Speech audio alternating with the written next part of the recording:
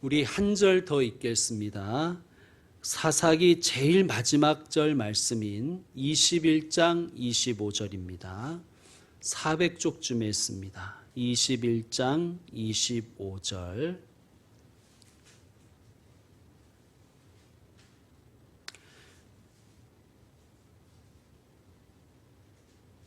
시작.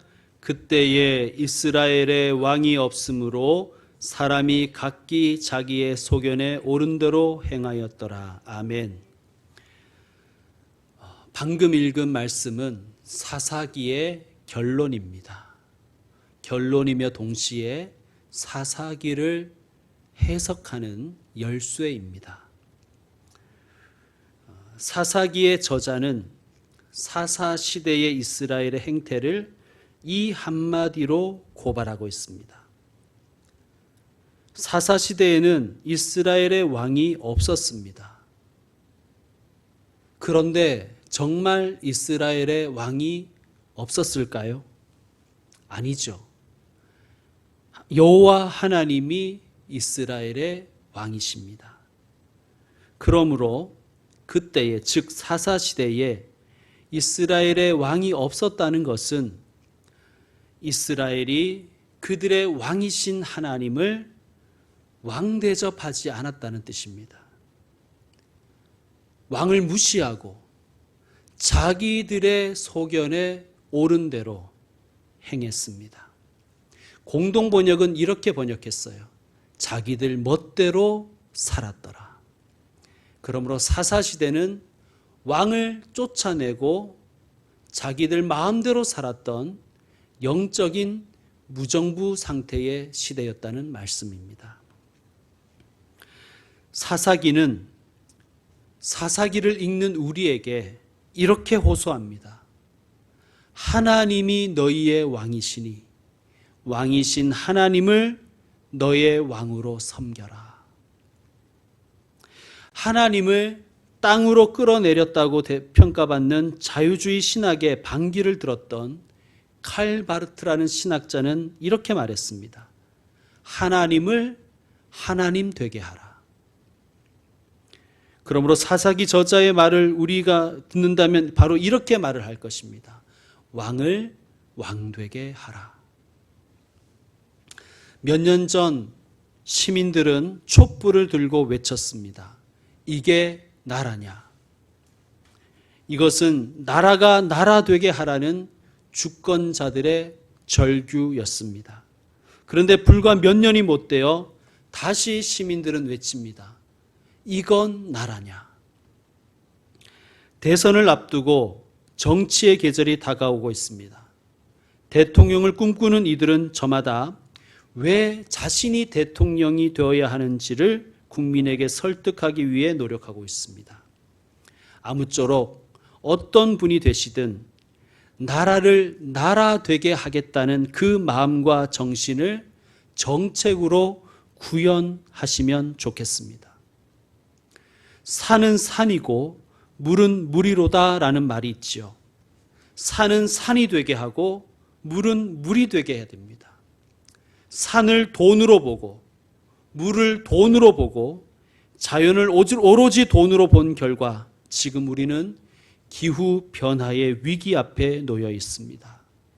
자연을 자연 그대로, 자연을 자연 되게 하는 것이 이 시대 지구촌의 모든 나라들의 책임인 줄로 믿습니다. 한국 교회가 위기에 처했다고 우려하는 목소리들이 많습니다.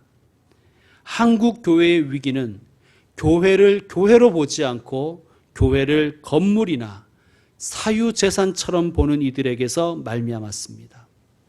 교회를 교회로 보는 눈이 우리에게 있어야 됩니다. 그리고 교회를 교회되도록 끊임없이 실천하는 개혁교회가 되어야 될 줄로 믿습니다.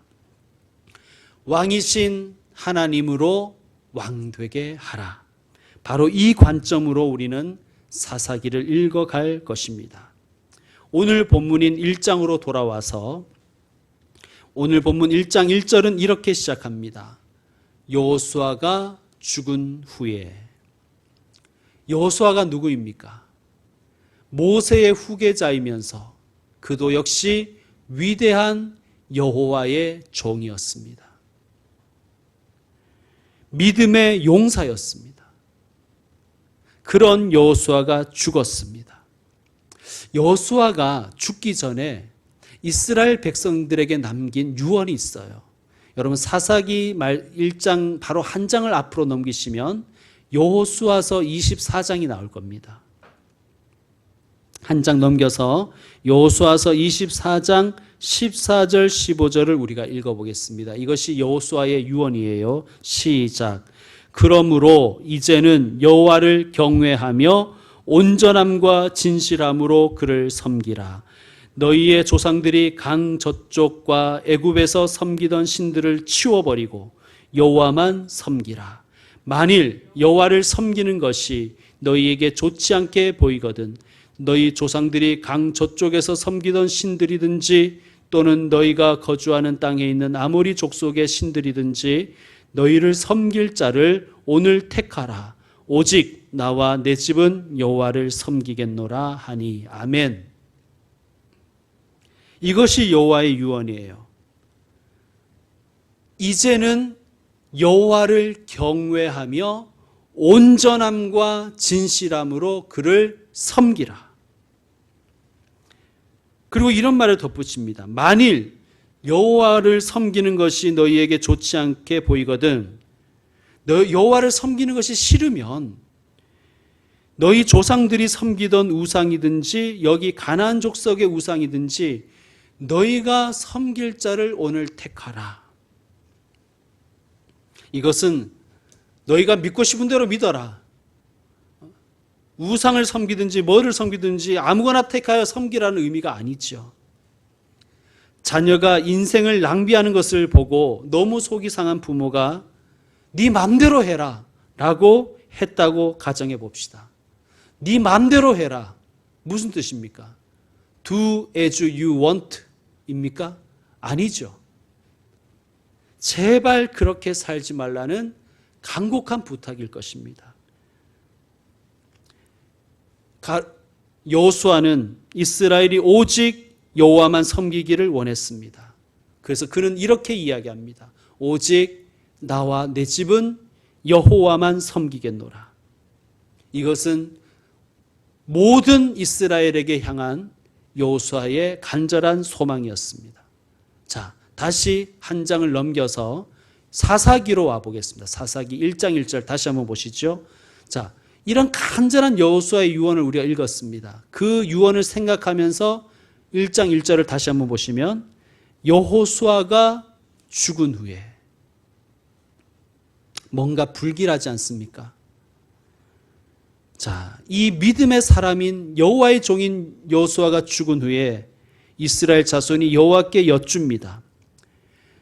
우리 가운데 누가 먼저 올라가서 가나안 족속과 싸우리이까?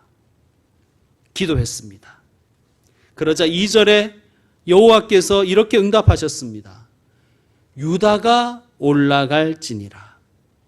그리고 이런 약속을 하셨습니다. 보라, 내가 이 땅을 그의 손에 넘겨주었노라. 다시 묻겠습니다. 이스라엘이 기도했어요. 누가 선봉에 설까요? 그러니까 하나님이 누구를 지명하셨어요? 유다를 지명하셨습니다. 그리고 약속도 하셨습니다. 자, 이 정도면 유다는 순종하여 온전함과 진실함으로 순종하여 나아가서 싸워야 되잖아요. 그죠? 그런데 이 슬픈 우리의 예감은 틀리지가 않습니다. 3절 말씀 여러분 읽어주세요. 시작.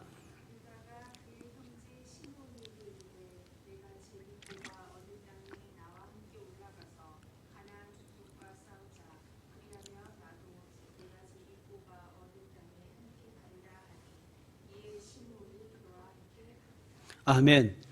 기도하고 하나님의 응답도 받았고 그리고 능력도 있으면 그냥 온전함과 진실함으로 순종하면 되는데 유다는 자기 생각에 옳은 대로 자기의 소견에 옳은 대로 시므온을 끌어들입니다. 자, 이런 질문을 하실 수도 있겠죠. 전쟁에 있어서 수적인 우위를 확보하는 것이 좋은 것 아닌가요? 이거는 상식적인 행동 아닐까요? 이렇게 물을 수도 있겠습니다. 성도 여러분, 명심하십시오. 성경은 전쟁 군사학 교과서가 아닙니다. 이 가나안 전쟁, 가나안 정복 전쟁은 전략과 전술의 싸움이 아니에요. 얼마나 좋은 무기를 가지고 있는가, 무기 성능의 싸움도 아닙니다. 믿음과 불신의 전쟁이에요. 그러므로 이것을 우리는 영적 전쟁이라고 하는 것입니다. 자, 사사기 1장은 왕이신 하나님을 이스라엘의 왕으로 섬기지 않았던 사사시대의 그 죄가 싹이 자라고 있음을 우리에게 보여주는 것입니다. 죄악의 싹이 잉태되어 있다는 거예요. 유다가 올라가라고 하나님이 명령하셨습니다. 왕의 명령이잖아요. 왕의 명령은 온전함과 진실함으로 순종해야 되는 거예요. 그러나 유다는 자기 소견에 오른 대로 시므온과 같이 하자고 이야기합니다. 절반의 순종이지요. 절반의 순종은 불순종입니다. 그때의 이스라엘의 왕이 없으므로 사람이 각기 자기의 소견에 오른 대로 행하였더라. 성도 여러분, 절반의 순종은 불순종입니다. 하나님을 왕으로 대접하는 자는 온전함과 진실함으로 순종하는 줄로 믿습니다. 우리의 왕이신 하나님을 왕으로 대접하는 저와 여러분 되었으면 좋겠습니다. 자, 그런데 그 다음부터가 이상해요. 1장 4절을 보시면 유다가 올라가매 여호와께서 가나안 족속과 브리스 족속을 그들의 손에 넘겨주시니 그들이 베색에서 10,000명을 죽이고. 절반의 순종이었잖아요. 절반의 순종은 불순종이라고 분명히 말씀드렸는데 유다가 패한 것이 아니라 승리해버립니다. 5절, 또 베색에서 아도니 베색을 만나니, 아도니 베색은, 아도니는 군주라는 뜻이에요. 주인. 그러니까 베색의 군주를 만났다는 거예요. 그와 싸워서 가나안 족속과 브리스 족속을 죽이니. 6절, 아도니 베색이 도망하는지라 그를 쫓아가서 잡아 그의 엄지손가락과 엄지발가락을 자르매. 대승을 거두었죠. 저는 그런데 이런 것들이, 이런 부분이 신앙생활에서 가장 어려운 부분이라고 생각합니다. 왜냐하면 절반의 순종의 결과가 참패로 이어졌다면 우리는 신앙하기가 수월할 거예요. 권선징악. 이스라엘이 정신 차릴 가능성이 많지 않습니까? 예배를 등한시하고 신앙생활 내팽개 쳐버리다시피 했더니 교통사고가 나더라. 질병이 찾아오고 자녀가 속을 썩이고 사업이 어려워지더라. 이러면 오히려 우리가 신앙생활하기가 쉽습니다. 그런데 반대로 예수님을 안 믿는데도, 아니 믿어도 그냥 대충 날라리처럼 믿는데도 승진하고 사업도 잘 되고 건강은 너무 좋아서 남보다 10년은 젊어 보이고 주식은 사는 대로 족족 오르고 아파트 사면 다 가격이 뛰고 자녀들은 자기 할 일 알아서 하고 척척 대학에 들어가고 또 돈도 잘 벌고 이러면 우리가 헷갈리잖아요. 유다가 불순종했는데도 대승을 거두었습니다.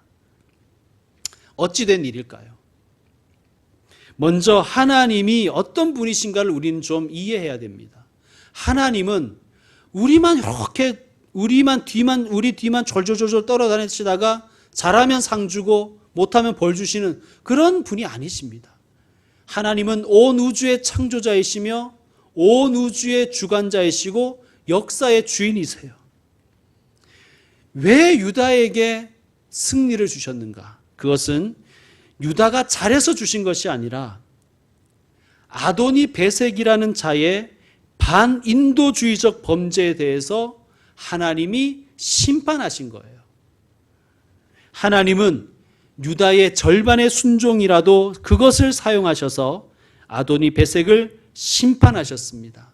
그것이 하나님의 주권이에요. 자, 그러면 문제는 이스라엘이 하나님이 어쨌든 승리하게 해주셨으면 그 다음 행동이 어떻게 돼요? 원래 하나님은 가나안 족속을 진멸하라고 했어요. 진멸하라. 다 죽이라고 그랬습니다. 이 진멸에 대한 문제는 다음에 살펴보도록 하겠습니다. 어쨌든 하나님은 진멸하려고 했어요. 그러면 하나님이 그 주신 명령대로 아도니 베섹을 진멸했어야 되죠. 그렇죠? 그러나 6절에 보면 유다는 아도니 베섹의 엄지손가락과 엄지발가락만 자릅니다. 엄지손가락을 자르면 칼을 제대로 잡을 수가 없어요. 그렇겠죠? 그리고 엄지발가락을 잘라내면 민첩하게 움직일 수가 없습니다. 이것은 아도니 베섹의 전투력을 제거해서 노예로 삼기 위한 행위였습니다. 그런데 이런 행위는 가나안 족속들의 악습이었어요. 자, 아도니 베섹이 뭐라고 합니까? 7절을 여러분 다시 한번 읽어주세요. 7절 말씀 시작. 아도니 베섹이 이르되 옛적에 70명의 왕들이 그들의 엄지손가락과 엄지발가락이 잘리고 내 상 아래에서 먹을 것을 주더니 하나님이 내가 행한 대로 내게 갚으시는구나 하니라. 우리가 그를 끌고 예루살렘에 이르렀더니 그가 거기서 죽었다. 아멘. 아도니 베섹이 뭐라고 합니까? 하나님이 내가 행한 대로 내게 갚으심이로다. 아도니 베섹은 깨달은 거예요. 아, 내가 악행을 했더니 하나님이 다 하시고 내가 한 그대로 내게 심판하시는구나. 자기는 하나님께 심판받아도 마땅하다고 그는 고백하는 것입니다. 자기가 옛적에 70명의 왕들의 엄지손가락과 엄지발가락을 자르고 마치 개처럼 자기의 상 아래에서 먹을 것을 줍게 했다는 거예요. 이것은 인간 취급을 하지 않았다는 것입니다. 그냥 노예로 부렸다는 거예요. 그 악행을 하나님이 심판하시는구나. 자, 이런 악한 아도니 베섹도 깨닫습니다. 그런데 문제는 유다죠. 진멸하라는 하나님의 명을 어기고 자기의 소견에 옳은 대로 아도니 베섹을 살려두었습니다. 아마도 아도니 베섹과 그의 백성들을 노예로 삼으려는 의도였던 것 같습니다. 그렇다 할지라도, 의도가 그랬다 할지라도 아도니 베섹의 말을 듣고는 그를 죽였어야 되죠. 아, 하나님은 무서운 분이시구나. 하나님은 심판하시는 분이시구나. 악을 반드시 갚으시는구나. 두려워했어야 됩니다. 그런데 어떻게 합니까? 무리가 그를 끌고 예루살렘에 이르렀더니 그가 거기서 그를 죽였더라가 아니라 뭐라고 되어 있어요? 그가 거기서 죽었더라. 어떻게 죽었는지는 밝히고 있지 않지만 손가락, 발가락이 잘린 곳에서 감염이 돼서 죽었을 수도 있겠지만 어쨌든 확실한 것은 유다가 아도니 베섹을 진멸한 것은 아니라는 것을 우리가 알 수 있어요. 그러니까 불순종하는 거예요.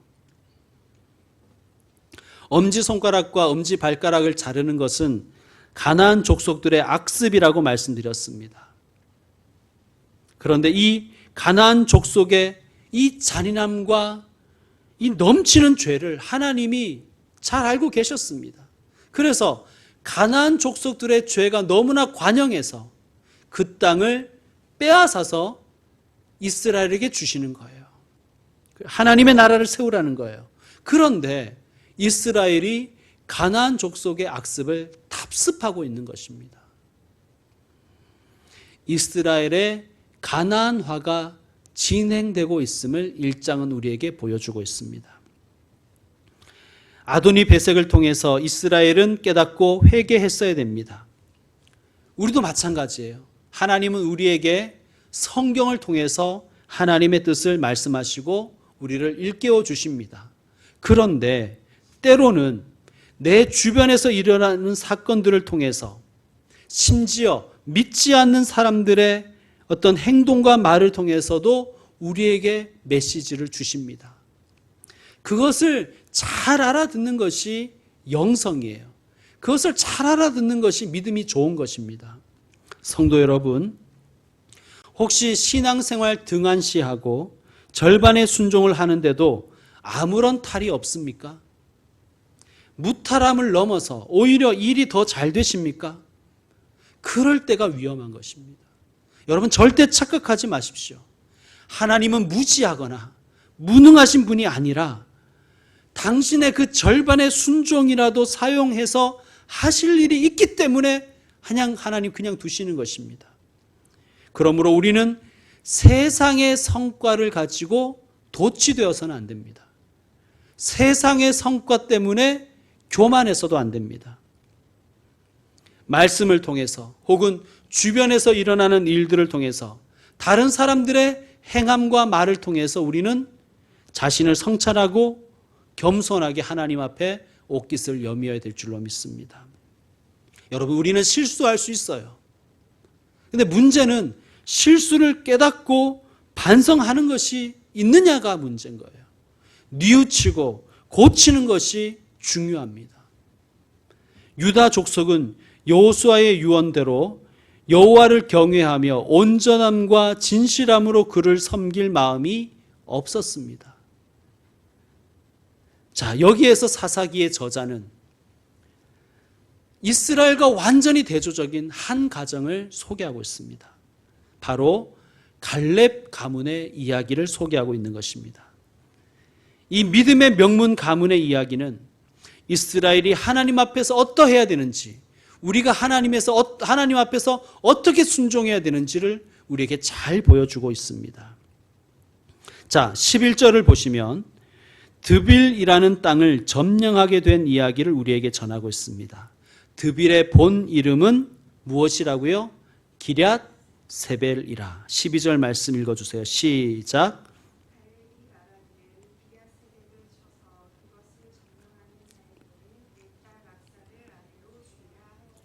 아멘. 드빌이라는 땅, 옛 이름으로 기럇 세벨이라는 땅을 얻기 위해서 갈렙이 얼마나 간절했는지는 자기의 딸의 결혼을 포상으로 걸 만큼 그는 사모했습니다. 13절 말씀, 갈렙의 아우 그나스의 아들인 온니엘이 그것을 점령하였으므로. 그러므로 이제 갈렙과 온니엘은 삼촌 조카 사이였던 얘기죠. 갈렙이 그의 딸 악사를 그에게 아내로 주었더라. 자, 여러분 보십시오. 갈렙이라는 사람은 어떤 사람이었냐 하면요, 요수아라는 사람에게 나아가서 이 산지를 내게 주소서라고 요청했던 위대한 믿음의 사람이었습니다. 여러분, 갈렙은 요수아와 쌍벽을 이루는 이스라엘의 영웅이었어요. 위대한 지도자였습니다. 갈렙 정도 되면, 아이 여수아, 나한테 좋은 땅 줘야 돼, 평지 줘야 돼, 곡물 잘 키울 수 있는 평지 나한테 줘야 돼, 알지? 우리가 남이 아니잖아. 이렇게 나왔어야 되잖아요, 우리 생각에는. 그런데 갈렙은 여호수아에게 뭘 요청합니까? 가장 정복하기 힘든 땅을 요구하는 거예요. 산지를 내게 주십시오. 산지를 내게 주십시오. 그래서 갈렙은 그 산지를 배당받았고 산지를 그는 점령하는 믿음의 사람이 되었습니다. 여러분, 이게 온전함과 진실함으로 하나님께 순종하는 것입니다. 마지못해서 그냥 절반의 순종을 하는 것이 아니라, 하나님, 제가 십자가를 지겠습니다. 가장 힘든 일을 제가 하겠습니다. 남들이 하지 않으려는 일을 제가 하겠습니다. 주님, 성숙한 하나님의 사람은 십자가를 지는 줄로 믿습니다. 제가 십자가를 자원하여 지겠습니다. 이런 사람이 온전함과 진실함으로 하나님께 순종하는 사람입니다. 갈렙은 하나님이 명령하신 가나안 정복을 위해서 자신의 딸과의 결혼을 포상으로 내걸었습니다. 물론 이건 3,500년 전의 이야기잖아요. 오늘날의 성평등의 관점으로 보면 이상하지요. 그러나 우리는 이것을 영적인 관점으로 봐야 될 것입니다. 그가 하나님의 뜻을 이루기 위해서 자기가 가장 아끼고 자기가 가장 사랑하고 자기의 가장 귀한 것을 하나님께 드리는 거예요. 자, 호랑이 자식, 갈렙의 딸도 역시 호랑이의 자식이었습니다. 딸 악사도 대담하고 용감합니다. 갈렙이 온니엘과 악사를 더 남방으로 보냅니다. 그러니까 더 남방에 가서 개척을 하라는 것이죠. 자, 14절에 보면 악사가 남편 온니엘과 상의를 합니다. 우리 아버지에게 밭을 달라고 하자. 갈렙이 묻습니다. 네가 무엇을 원하느냐? 그러니 15절에 뭐라고 대답합니까? 15절 다 같이 읽겠습니다. 시작. 이르되 내게 복을 주소서. 아버지께서 나를 남방으로 보내시니 샘물도 내게 주소서 하매 갈렙이 윗샘과 아랫샘을 그에게 주었더라. 아멘. 악사가 아버지에게 요구합니다. 내게 복을 주옵소서. 여기서 복이란 세상 사람들이 일반적으로 생각하는 것처럼 남보다 평탄한 길, 남보다 윤택한 삶이 아니라 아버지가 보내는 그 척박한 남방 땅을 개척하고 그곳에 정착하는 복입니다. 아버지께서 나를 남방으로 보내시니 샘물도 내게 주소서. 악사는 불평하지 않았어요. 아버지, 어떻게 나한테 이럴 수가 있어요? 내게 어떻게 이런 땅을 주실 수 있어요? 제 남편이 드비를 점령하기 위해서 얼마나 헌신했는데 고작 이런 메마른 땅을 우리에게 주십니까? 라고 하지 않고 남방 땅을 기꺼이 자기에게 주신 땅으로 믿고 그 땅을 복되게 하기 위해서 그는 셈을 요구합니다. 그러므로 우리는 내게 복을 주소서라는 이 말을 나만 잘 먹고 잘 사는 복이라고 생각해서는 안 되고 이런 의도로, 이런 뜻으로 해석해야 될 줄로 믿습니다. 내가 그 땅을 복지로 만들고야 말겠습니다. 내가 그 땅을 복되게 하겠습니다. 갈렙이 얼마나 감동을 받았던지 딸의 그 요구에 윗셈과 아랫셈을 모두 줘버립니다. 여러분, 부모도요, 우리같이 악한 부모도 자녀가 이렇게 아름다운 삶을 살아가면 없는 것도 다 주고 싶은 것이 부모의 심정 아닙니까? 우리 하나님 역시 마찬가지입니다. 우리가 하나님 앞에 정말 온전함과 진실함으로 순종하면 하나님 우리에게 윗셈과 아랫셈을 모두 주실 줄로 믿습니다. 자, 갈렙과 그 딸의 이야기를 통해서 하나님은 이스라엘이 하나님께 어떻게 해야 되는지를 말씀하고 있는 거예요. 또한 우리가 하나님 앞에서 어떠한 모습으로 살아야 되는지를 말씀하고 있습니다. 사랑하는 성도 여러분, 때로는 하나님이 우리에게 주시는 것이 또 하나님이 우리를 보내시는 그곳이 별로일 때가 있습니다. 우리 눈에 보기에 말이죠. 그런데 믿음의 사람은 그것을 감사함으로 받습니다. 그리고 그것을 복으로 여깁니다. 그리고 더 나아가 하나님 주신 땅을, 하나님 주신 기업을, 하나님 주신 교회를, 하나님 주신 가정을 내가 복지로 만들리라 그렇게 다짐합니다. 불평하기보다 오히려 복으로 여기고 복지로 만들겠다고 다짐한다는 말씀입니다. 이것이 하나님이 원하시는 온전한 순종의 모습입니다. 마지 못해서 자기 소견에 오른 대로 반쪽짜리 순종을 하는 것이 아니라 하나님이 원하시는 뜻을 기꺼이 받들고 오히려 섬기며 감사하며 하나님 주신 땅을 복지로 바꿔가는 사람, 그런 사람에게 하나님은 윗셈과 아랫셈을 모두 주실 것입니다. 이제 말씀을 마무리합니다. 왜 사사기냐고 누군가가 제게 묻는다면 저는 이렇게 대답하겠습니다. 사사기를 읽으면 사사 시대가 오늘날 우리의 시대와 너무나 닮았기 때문입니다. 사사기는 왕이신 하나님을 버리고 각자 자기의 소견에 옳은 대로 살았던 이스라엘의 영적 타락을 고발하고 있습니다. 그리고 오늘날 우리에게 이스라엘의 범죄를 답습하지 말라고, 이스라엘의 실수를 다시 우리도 범하지 말라고, 그리고 왕이신 하나님을 왕으로 대접하라고 우리에게 호소하고 있는 것입니다.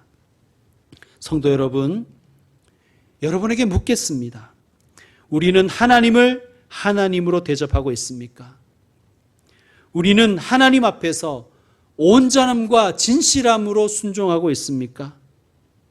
아니면 하나님의 뜻이 아닌 내 소견에 옳은 대로 살고 있지는 않습니까? 사사기를 포함한 모든 성경은 우리에게 질문을 던집니다. 너의 왕이 누구인가? 너의 시간과 너의 은사와 너의 자원과 환경과 너의 물질의 왕이 누구인가? 여러분, 하나님이 우리의 왕이십니다. 왕을 왕되게 하시는 분들 되시기를 주의 이름으로 축원합니다. 기도하겠습니다. 우리의 왕이신 하나님,